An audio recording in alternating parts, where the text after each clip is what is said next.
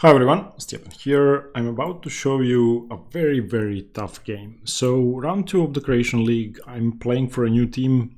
In round 1 I managed to win against the King's Indian, and then a week after round 1 we're playing a team that we lost to the previous season when I was playing for my old team. And this time I'm playing board 3. In the previous season I was on board 1 and I faced their strongest player, who was about 2250 at the time, and this time I'm playing a 1900 rated opponent. And when I was preparing, I saw that he plays the Tal Caro-Kann, or I knew that he had played the Tal Caro-Kann against my teammate in the previous season. My teammate was winning and then he messed up and lost the game. In this game, he played the Tal again. Okay, so e4, c6, d4, d5, e5, bishop f5, h4. And you may know that I usually play h6 now, but I also play h5. And for this game, I prepared a line that I have never played before. So I played h5. He played bishop d3, which is sort of the main move. You can also play c4. Takes. Okay, so in this position, e6 is the usual way to play. E6 is the most common move, but I have prepared queen a5. And queen a5 check is actually a very tricky move. There aren't too many ways to meet this and play for an advantage for white. The basic idea is you will have queen a6 in many of the lines, where the white queen should really retreat and not trade because it develops the knight on a6. And my opponent played the best move. In fact, my opponent played the best moves for a while during the opening, and he was really well prepared. He played knight d2 here, which is by far the best move. You could play b4. b4 is kind of complicated and interesting. Bishop d2 really isn't good. If bishop d2, then queen a6. And white's best is pawn to e6. Everything else is just bad. So e6, queen d3, and so on. What else? c3 also isn't good because it prevents c4. And yeah, it's going to be harder for white to play this position for an advantage. In any case, after queen a5, let me just get rid of the variation arrows. My opponent played knight d2, which is the best move. And this knight doesn't necessarily come out to f3, but it supports c4. And the bishop has a very natural square on b2. So the usual plan for white will be to play b3, bishop b2 to finish development. Okay, so now we played mainline theory. E6, knight f3 is the best move, and black's idea is knight h6, f5. So I played knight h6. He castled, I played knight f5, and he played c4. You can also go knight b3 here, which is slightly less common, but I was prepared for this. I actually had very good prep for this game. On knight b3, queen a6, c4 doesn't work now. So queen d1, and now b6, bishop g5 should be best, and c5, and black should be about equal. Before we continue looking at the game, I'm going to show you what I plan to play against the Tal in the future. I've just imported it into Chessbook, so I'm gonna go with h6. And if you've seen a training game of mine from a day ago, I messed up the variation with h6, unfortunately. Therefore, I'm now practicing it once again. Okay, so queen d6, king takes, f4, knight f6.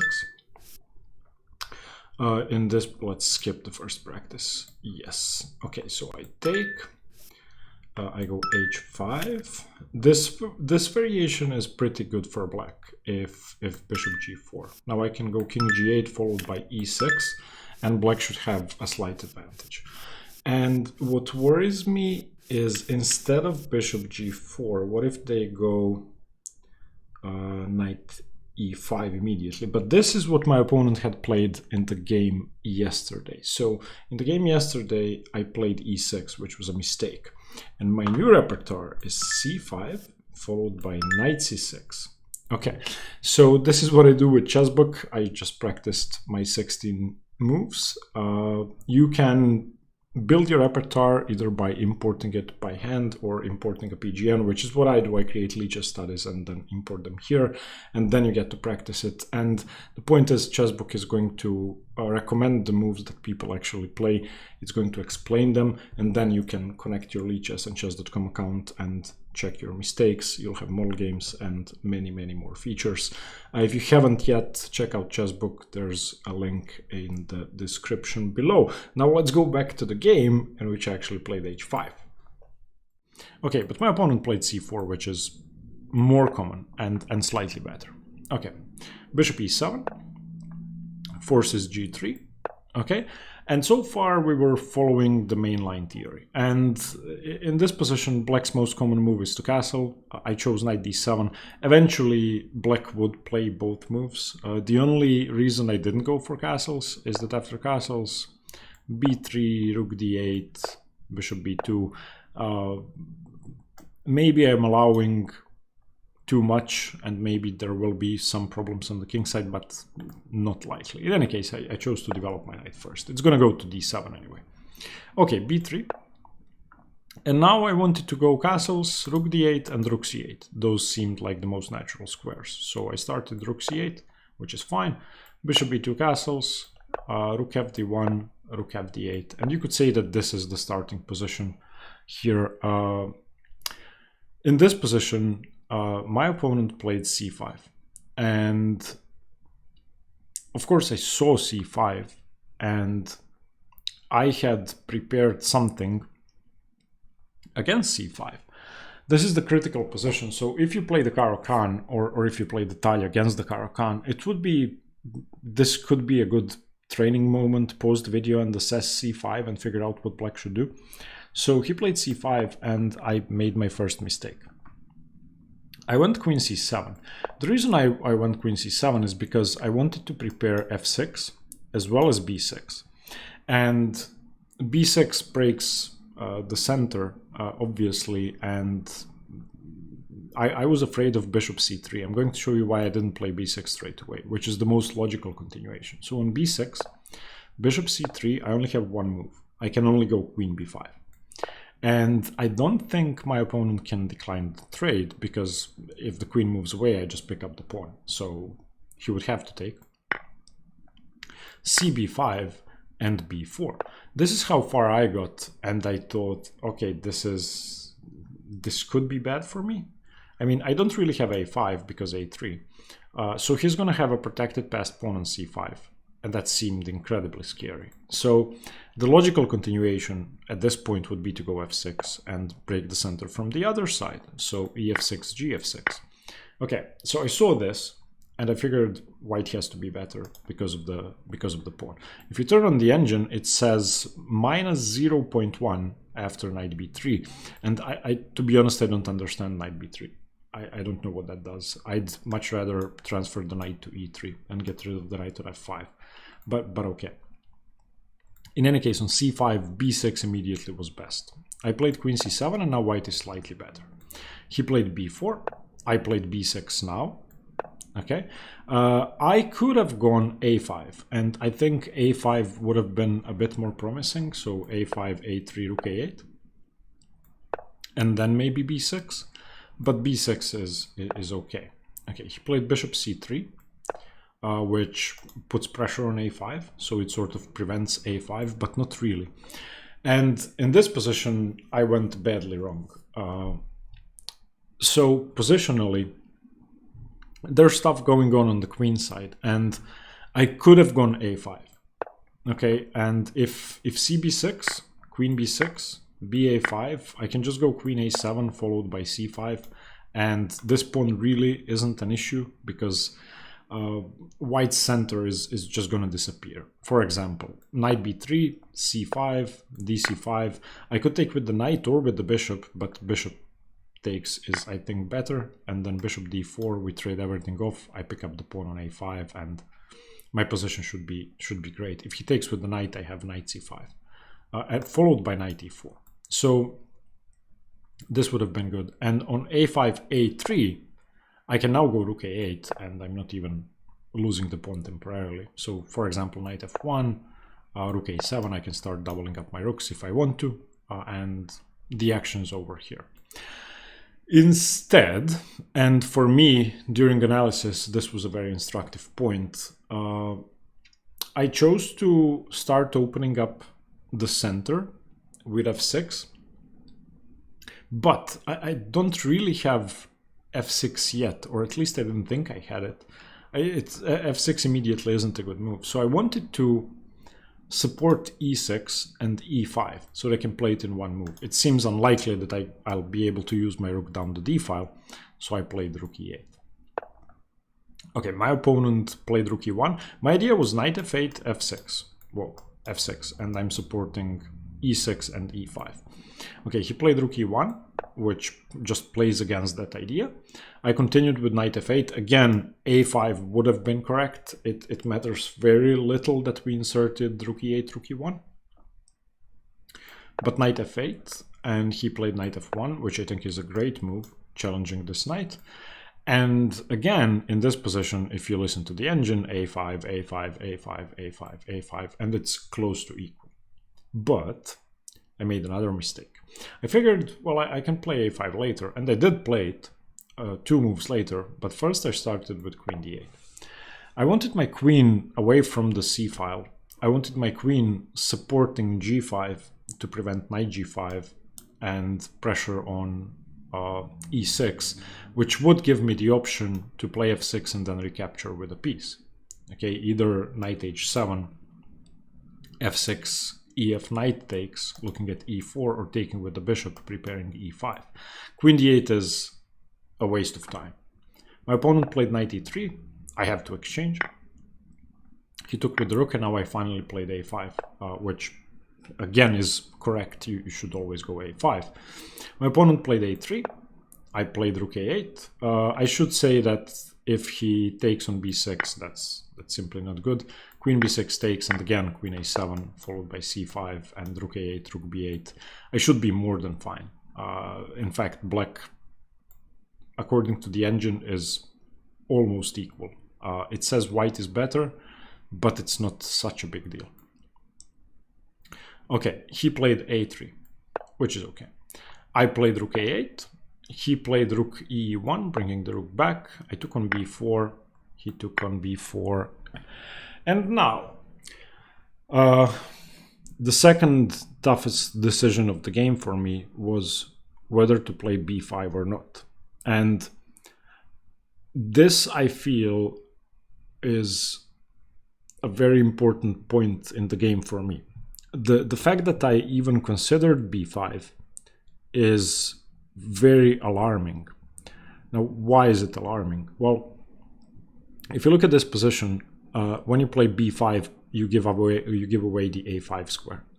The rook can immediately go to a5 because a5 is supported by the c3 bishop.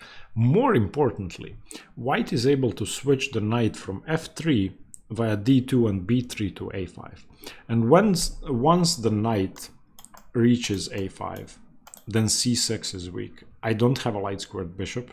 I don't want to have a knight on d8 or on b8. So that means I'd be stuck defending c6 with a major piece while my opponent is controlling the a file. And that's just extremely bad. I did play b5. The alternative was queen d7. And queen d7 is the best move according to the engine. The idea behind queen d7 is to play down the a file, to play something like rook a7, and eventually, or even start with rook b8 and then rook a7. The only way for him to continue controlling the a file would be to go rook a6. And now, after rook a6, queen a6, I can go rook b8, followed by queen b7, and I'm still able to take on c5 at some point. Okay, so he probably plays rook a1, I can take on c5, and any infiltration points on a7 aren't that strong. But b5, a blunder, a definite blunder. He immediately played knight d2, which is excellent for two reasons. Firstly, the knight's coming here. Secondly, the queen can gain a tempo on the h5 pawn. Okay. He played it for a different reason though. So the way he ended up playing this would have been equal had I played correctly. He played it to play f4, which, I mean, I can go g6, so it doesn't really work. I played queen c7, which is fine, connecting my rooks, and he should have gone queen f3. After queen f3, I can trade, let's say, takes, rook takes, g6, and now he plays knight b3 followed by knight a5, and I'm getting destroyed. This is just absolute destruction. This knight is dominating the board and c6 is weak. My queen is basically playing against the knight, which is -6 points if you just look at the material. So he should have done that. He played f4. I played f5 because I was afraid. And that was a stupid decision. I should have gone g6 or even just queen b7, threatening to trade. And let's say queen f3, g6, and I was afraid of this. I was afraid of g4 here. I mean, for a human, doesn't g4 look scary? So the engine says knight b3, knight a5 equal. And on g4, it says bishop h4, and I'm better. But I was terrified of this. What if he just plays rook f1, takes with the bishop, and then starts opening up the position? I was afraid of this. The engine says it's equal, but okay, maybe he can even play rook f1 first, and then continue with that. So in this position, what if he plays even rook e2 followed by rook h2 and then g4? How do I prevent this?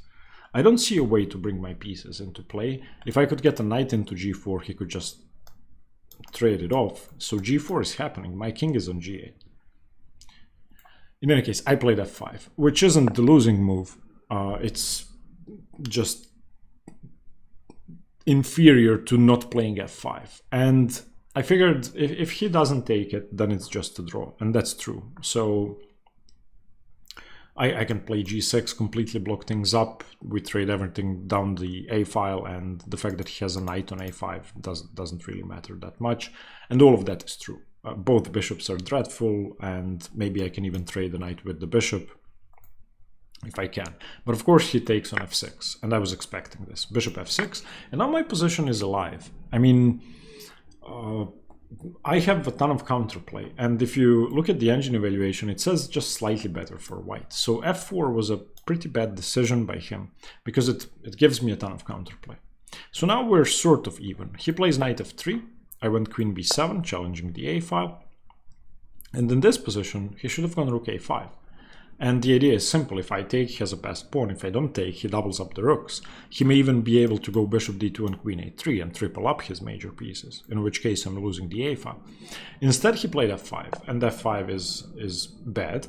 I traded on a1 because he cannot take with the rook. If he takes with the rook, then I think he's just losing ef5, and if queen f5, rook e3, and this is way too much. The bishop's attacked and my pieces are coming in. Both pawns are weak. I may even be able to take on f3. The engine says rook a3 plus -2 for black. If the bishop drops back, then I just take, and the rook's hanging. So he has to move the rook first. So he has to take with the bishop. Okay, he did take with the bishop, and in this position I played queen c7, a tempo on the g3 pawn. Good. Okay, here. No, he didn't play that. He played king f2. Okay, king f2 is maybe slightly less safe because of the dark squares, but okay. And it also doesn't prevent any infiltration on h3, not that it's likely. Okay, in this position I played queen f7. I could have taken on f5, but okay, queen f7 improves my position because it's lined up with the knight. So if, for example, takes, I have tricks like bishop d4 check and stuff like that.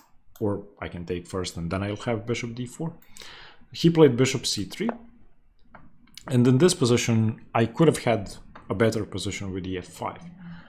ef5 leads to a slight advantage for me because his rook is, well, on e1. So if he wishes to recapture, he either takes immediately and then takes on f5, or takes on f5 and allows me to misplace one of his pieces. So he probably would have taken queen e8, queen f5, but now the problem is that I'm seizing control of the e file.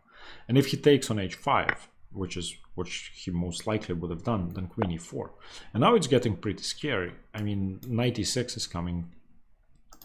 There will be triple pressure over here. Queen c2 is an idea. So this would have been great for me.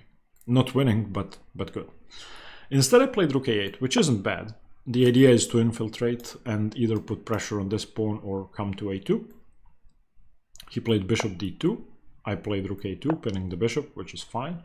Rook e2 unpinning, and now I finally took on f5, which is fine. Queen takes f5, and g6, also fine. Creates a ton of weaknesses, but I felt it was necessary to kick his queen away, because I'll have more play that way. At this point, I figured the position was about equal, and my evaluation for once was correct. The engine says 0, 0, 0, 0 after queen g6, and 0, 0, 0, 0, 0 after g6, if he plays queen c8.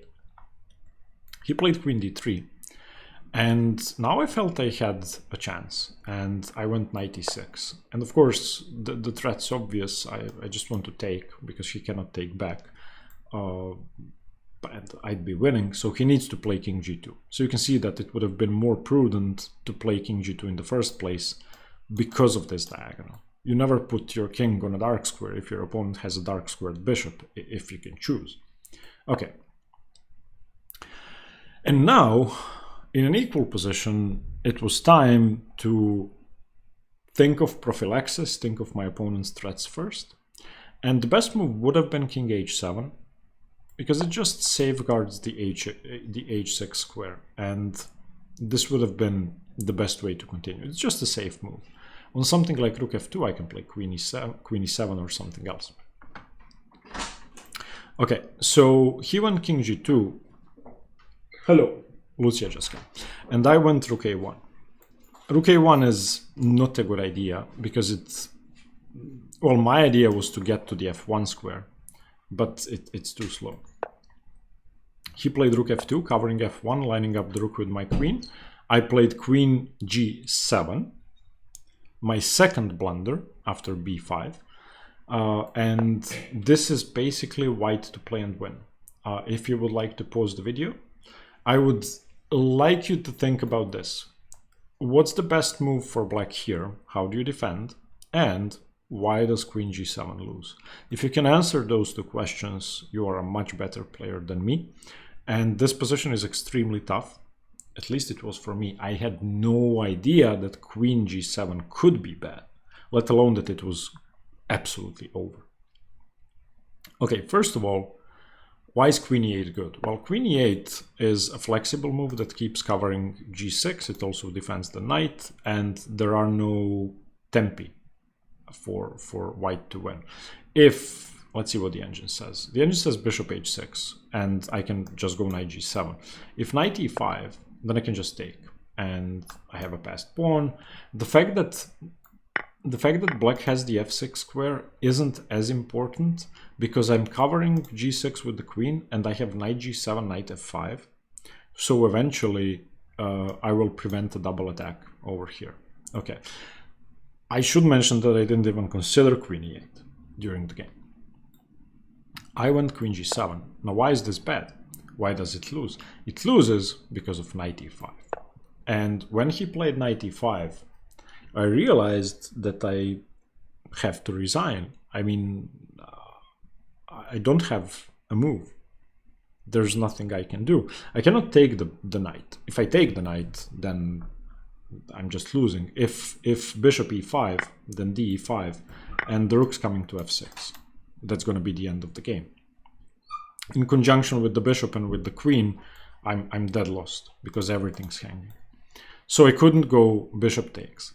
So I played for a trick, and I played a tricky move that doesn't work. I should again mention that I didn't see that it doesn't work. I thought when I found this trick, I was really happy because I got out of the position. I thought I was good, maybe even better. I played knight takes d4. And But the obvious recapture fails to bishop takes, of course. So that doesn't work. If you take on c6, I take back with the knight.